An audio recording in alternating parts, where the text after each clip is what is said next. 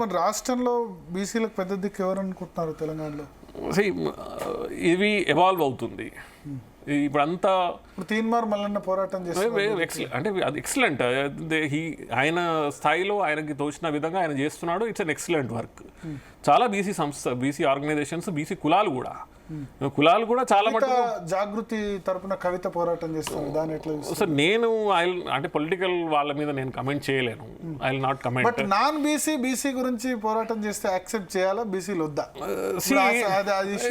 ఎప్పుడైనా కూడా కానీ ఏ వ్యవస్థలు అయినా కూడా కానీ అంటే ఇప్పుడు నేను ఆంథ్రోపాలజీ చదివినాను సివిల్ సర్వీసెస్ కోసం. ఆంథ్రోపాలజీ చదివినప్పుడు ఒక ఆంథ్రోపాలజిస్ట్ ఏం చేసినాడంటే తను ఆఫ్రికాలో ఉన్నటువంటి ఒక ట్రైబల్ జాతి గురించి ఆయన చదవాలనుకున్నాడు. ఆయనకి ఎంట్రీ లేకుండే దాంట్లో. ఆయన ఏం చేసినాడంటే కొన్ని రోజులు పోయి ఉన్నాడు, ఉండి అందులో ఉన్నటువంటి ఒక స్త్రీని పెళ్లి చేసుకుంటే అప్పుడు యాక్సెప్ట్ చేసినారు వాళ్ళు. సో ఏ జాతి అయినా కూడా కానీ ఏ సామాజిక వర్గం అయినా కూడా నేను యాక్సెప్ట్ చేయాలంటే ఫస్ట్ నువ్వు దాంట్లో మమేకం కావాలి. మమేకం కాకుండా పైన నువ్వు ఏది చేసినా కూడా ఎవరు యాక్సెప్ట్ చేయరు. ఇప్పుడు నేను ఒక కలెక్టర్గా నేను చాలా సక్సెస్ఫుల్గా మధ్యప్రదేశ్లో 10 ఏళ్ళు కలెక్టర్గా చేసినాను. అది ఒక రికార్డు. మధ్యప్రదేశ్లో అజిత్ జోగి తర్వాత నేనే 10 ఏళ్ళు 4 జిల్లాల కలెక్టర్గా పనిచేసాను. సింగరౌలి అనే జిల్లాలో నన్ను హుటాహుటిన అక్కడ కలెక్టర్ ఎస్పీని తీసేస్తే నన్ను పంపించినారు. అక్కడ బోడంత భూసేకరణ ఇవన్నీ జరుగుతూ ఉండే.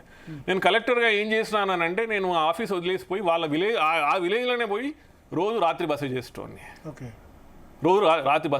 అక్కడ 60 కోట్ల ప్రాపర్టీ నష్టం చేసినారు. వారం రోజులు ఆ ఊళ్ళో ఉన్న తరువాత అక్కడ ఉన్నటువంటి ప్రజలు నాతోని మాట్లాడడం మొదలుపెట్టినారు. కలెక్టర్ వచ్చినాడు, వారం రోజుల నుంచి మన ఊళ్ళోనే బస చేసినారు. యాక్సెప్టెన్స్ అనేది అది నువ్వు ఎంత ఉట్టి ఫిజికల్గా కాకుండా అంటే నేను ఈ ప్రశ్న సీతారాం యేచూరిని అడిగాను. సిపిఎం జాతీయ ప్రధాన కార్యదర్శి ఉన్నప్పుడు ఎందుకు సిపిఎంలో మీరు అంతా కూడా బలహీన వర్గాలు, దళితులు అంటారు, ఆదివాసులు అంటారు, కానీ మొత్తం అప్పర్ క్యాస్టే, మీరు కూడా సీతారాం యేచూరి మీరు జాతీయ ప్రధాన కార్యదర్శిగా ఉన్నారంటే ఆయన ఏమన్నా అంటే నేను ఎక్కడ పుట్టాలి, ఏ కులంలో పుట్టాలన్నది నా చేతులు లేదు కదా, పుట్టిన తర్వాత నేను ఎక్కడ ఉన్నా అన్నది అది చూడాలి తప్ప నేను ఎక్కడ పుట్టాలి, ఏ కులంలో పుట్టాలన్నది నా చేతులు లేదు, నేను పుట్టిన తర్వాత మాత్రం నేను వాళ్ళ గురించి ఫైట్ చేస్తున్నా కదా అని అన్నారు. సో ఆ సూత్రం ఇక్కడ సో నేనేమంటున్నానంటే మనకు మళ్ళీ ఈ ఎగ్జాంపుల్ నేను చాలా చోట్ల ఇస్తా. బ్రిటిష్ ప్రభుత్వం మన దేశాన్ని ఏలినప్పుడు కూడా రాయలసీమ అనే ప్రాంతంలో ఒక బ్రిటిష్ కలెక్టర్ ఉండేటోడు థామస్ మున్రోల్ అని. ఈ రోజు కూడా ఆయన పేరు మీద మున్రోలప్ప, మున్రోలయ్య అని పేరు పెట్టుకుంటారు.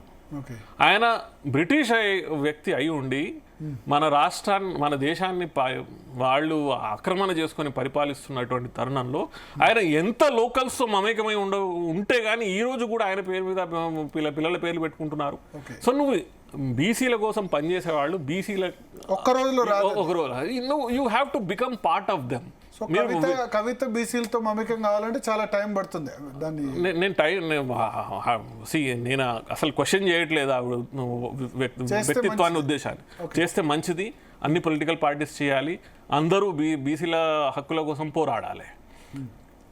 సో ఇప్పుడు ఇక్కడ ఎవరు బీసీలో పెద్ద దిక్కు ఈటెల రాజేందర్, బండి సంజయ్, లేకపోతే కాంగ్రెస్లో ఉన్న ఇప్పుడు PC chief Mahesh Kumar Gouda, different political పార్టీస్లో ఉన్నారు. సో నేను మొన్న నా పుస్తక విమోచన ఆవిష్కరణ కార్యక్రమంలో నేను పుస్తకావిష్కరణ కార్యక్రమంలో నేను ఈటెల రాజేందర్ గారిని పిలిచినాను, నేను మహేష్ కుమార్ గౌడ్ గారిని పిలిచినాను, దాసోజు శ్రవణ్ని పిలిచినాను, ప్రభాకర్ ఉన్నారు.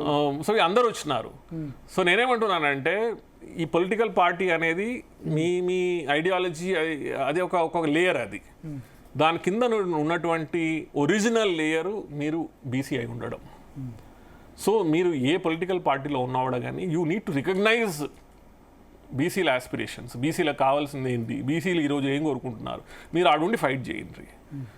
కానీ వీళ్ళంతా కలిసి అయితే ఫైట్ చేయలేరు ఒక వేరు రాజకీయ పార్టీలో ఉన్నప్పుడు, ఎందుకంటే వాళ్ళ హైకమాండ్లు ఒప్పుకో. మనము జార్ఖండ్ స్టేట్ తీసుకున్నాం అనుకో, జార్ఖండ్ స్టేట్లో ఏ పొలిటికల్ పార్టీ వచ్చినా కూడా అక్కడ ట్రైబల్ని సీఎం చేయాలన్నటువంటిది ఒకటి ఫైనల్ చేసి అయిపోయింది, ఫైనల్ బీజేపీ చేసిన నాన్ ట్రైబల్ చేసిన దాన్ని వాళ్ళు మొన్న సవరించుకోవడానికి ట్రై చేసినారు, అది కాలేకపోయింది. But they have understood. నాకు తెలిసిన నాకున్నటువంటి సో ఏ రాష్ట్రంలో కొన్ని రాష్ట్రాలు కొన్ని రాష్ట్రాలలో ఇది డిసైడ్ అయిపోయింది.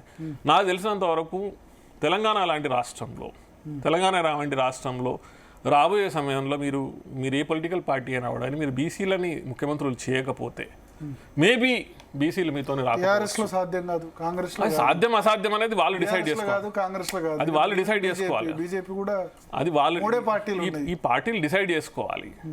టీఆర్ఎస్ లో కేసీఆర్ కేటీఆర్ కాకుండా వేరే వాళ్ళు ముఖ్యమంత్రి గారు, అది కాంగ్రెస్ లో రెడ్డి కాకుండా వేరే వాళ్ళు సీఎం గారు.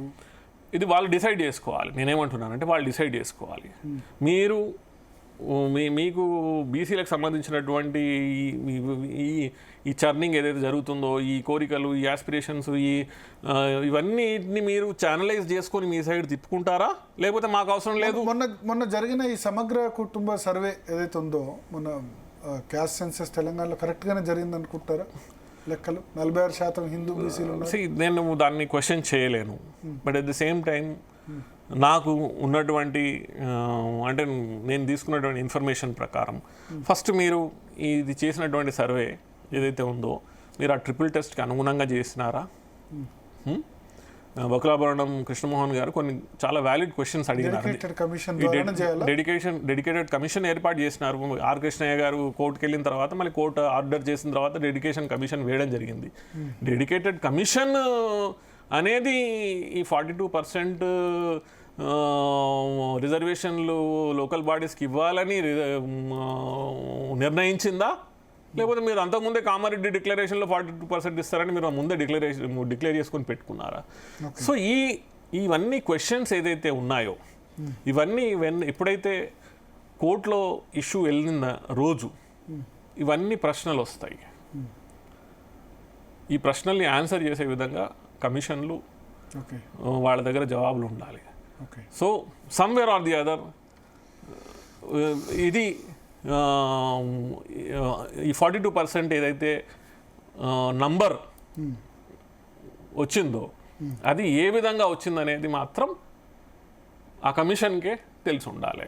ఓకే, సో ఇంకా కొంచెం లెక్కలు ఎక్కువనే ఉంటాయి, 46% కంటే ఎక్కువనే ఉంటాయి. అంతకుముందు 52% అనేది మన దగ్గర ఉన్నటువంటి వాళ్ళు 56 అంటారు, 10% ముస్లిం బీసీలు కూడా కలిపి. నాది ఇంకొక పుస్తకం కూడా చాలా తొందరగా వస్తుంది, Pasmanda Muslims of Indian subcontinent అని. నేను చాలా రీసెర్చ్ చేసి సుమారు 4-5 years రీసెర్చ్ చేసి అక్రాస్ ద కంట్రీ ముస్లిమ్స్ ఎవరైతే ఉన్నారో ముస్లిమ్స్లో ఎవరైతే బీసీలకి సంబంధించిన వాళ్ళు ఉన్నారో ఏ రోజైనా కూడా కానీ వారిని నువ్వు హిందూ బీసీలతో కలిపి చూపించినటువంటి ఇది అంటే ఆ calculations somewhere are the other కన్విన్సింగ్గా లేదు అది. సో దాన్ని కన్విన్సింగ్గా చేసుకునే విధంగా హెచ్ఎంసీలో మొన్న బీసీ రిజర్వేషన్లో మెజారిటీ ముస్లిమ్స్ గెలిచిన పరిస్థితి.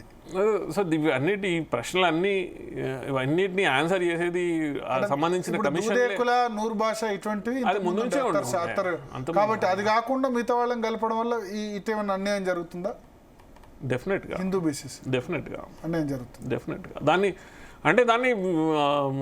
చాలా కేర్ఫుల్గా అబ్జర్వ్ చేసి బీసీకి సంబంధించింది. అందుకే కొన్ని స్టేట్స్ ఎవాల్వ్ అయినాయి.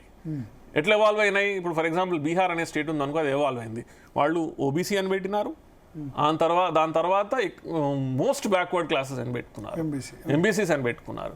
సో అక్కడ రిజర్వేషన్ కూడా ఓబీసీ సపరేట్, ఎంబీసీ సపరేట్.